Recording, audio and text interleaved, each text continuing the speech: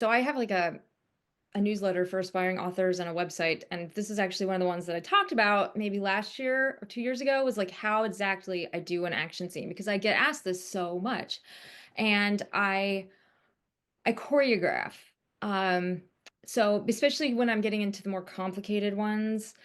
So if anyone wants to see like hand-drawn examples, then go check out my newsletter. But I choreograph things and I will draw them. I have a big whiteboard and I will draw like, okay, they're starting here. These are the things in the landscape. So how do I get them to move around? Someone's chasing them, someone shows up here.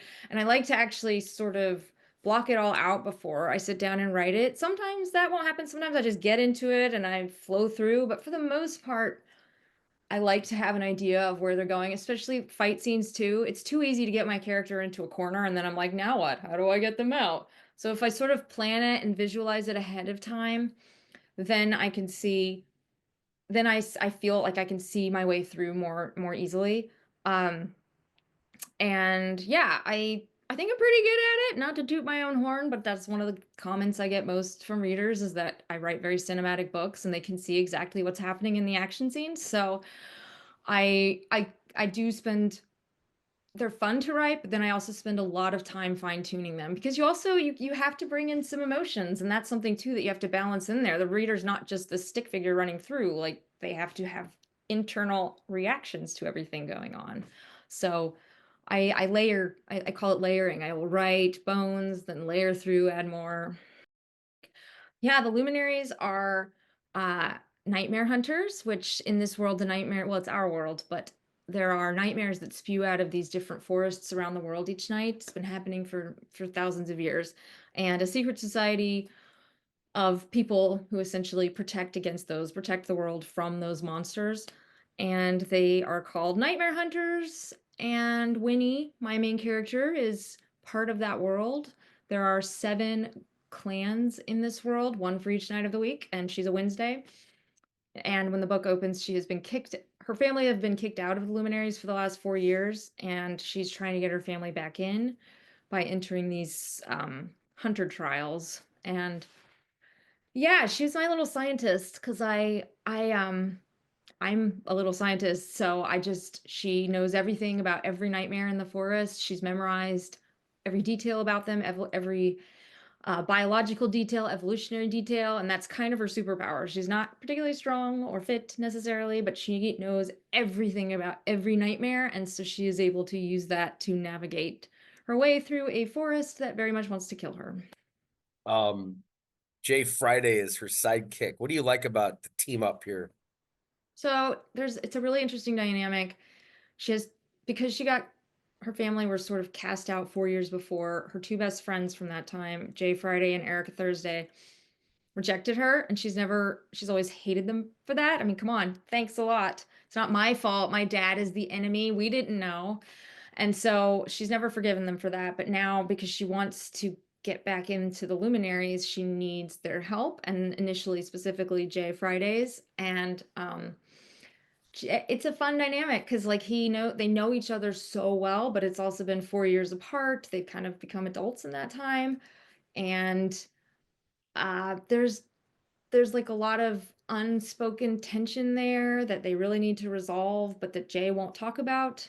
And so, and Winnie can't just ditch him because she needs him. So it was really fun to play with across the entire trilogy. Jay and then Erica as well. Dianas are the enemies of the Luminaries because they believe, at least so the Luminaries believe, they think that the nightmare monsters should be set free and allowed to like go where they want and not be contained by the Luminaries. And so they're sort of that's forever at odds, these two societies. And Winnie, her dad, was caught as a Diana, which was why her family was kicked out. And he disappeared. And she's angry because her family didn't know he was a Diana, obviously, or they would have turned him in. And she's bitter and mad that they got kicked out for something they didn't know, but also she desperately wants to be a luminary again. Because the luminaries are this global society, I think I have 14 of these forests around the world.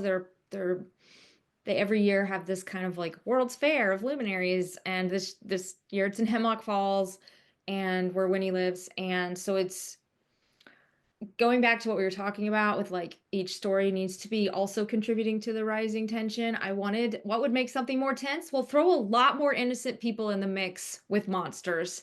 And now it's even more like a, explosive. Things could go badly because we have even more people in town than there usually are. They're from all over the world. Winnie is this little celebrity she doesn't want to be. So she's also being tasked with all these duties because of the Nightmare Masquerade, she's the face of Hemlock Falls, which she's pretty pissed about, but also doesn't want to ruin her good standing now for her family. So it's just more conflict. And I also, because I had been talking about the Nightmare Masquerade in previous books, I wanted to make sure people saw it in action, and it allowed for a really fun structure. Um, I started this in the second book, and again, going back to me loving found footage. In the second book, everybody's worried about werewolf attacks, and so they're making everybody in town be tested for this werewolf mutation. So I break up each day with a an update from the local government's update of how many people have tested. It's kind of like the COVID test statistics basically. And then I for the third book, I was able to break it up daily by the masquerade schedule. Today's Wednesday. This is all the events of the masquerade.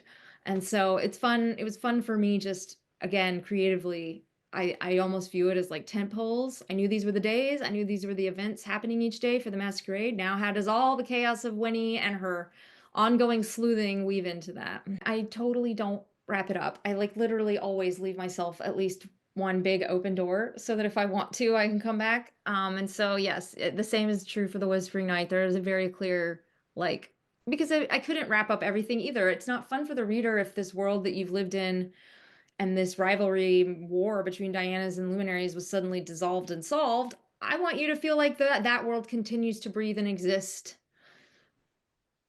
without us there. And so there is plenty of potential still for that to continue. And the same is true for the Witchlands. It's done. The last book comes out November of this year, but I definitely leave some things intentionally, like the reader would should feel very satisfied with what we set out to do being accomplished, but there is plenty in this world still that could be explored and built. Witchlight, that's the one that comes out in November, Witchlight. Yeah, so it goes Witch Shadow and then Witchlight is the last one. The Executioner's 3, it is a horror, I call it cozy horror because it's like definitely horror, but it's so funny, I think, that it sort of offsets the creep factor and scare factor, or at least balances it out. And my main character, Freddie Geller, is this. It's set in 1999 too, as a girl who was how old was I? I was 15 in 1999. So my character is 17 in 1999, and it's just I got to pull in all these fun references that maybe the youths won't understand, but certainly any adults reading will get. Um, but it's also universal, right? Being a teen in the 90s is the same as being a teen now. We didn't have TikTok. But I also wanted a situation where like you couldn't just get any information you want. Like Google ruins mysteries, okay? If you can just search whatever you want on your phone, it deflates a lot of the cool things you can do in a mystery. So, yes, 1999. And she has wants to be a sleuth. She's determined to be like the local sheriff one day, and so she butts her head into what she is convinced is a murder, even though the sheriff has ruled it as a suicide. And things start to get weirder and weirder from there. It's also like a very romance forward book, which is I usually do more of a slow burn romance, but this one was more of a like it's a standalone. I can't just like wait 5 books for them to finally kiss. So that was new for me, but I think readers will like it. So far they seem to. And yeah, I'm really, really excited about it. It's a good follow-up for fans of the Luminaries, and anyone who reads Executioners 3 will probably also like the Luminaries. They're very teen in that same way.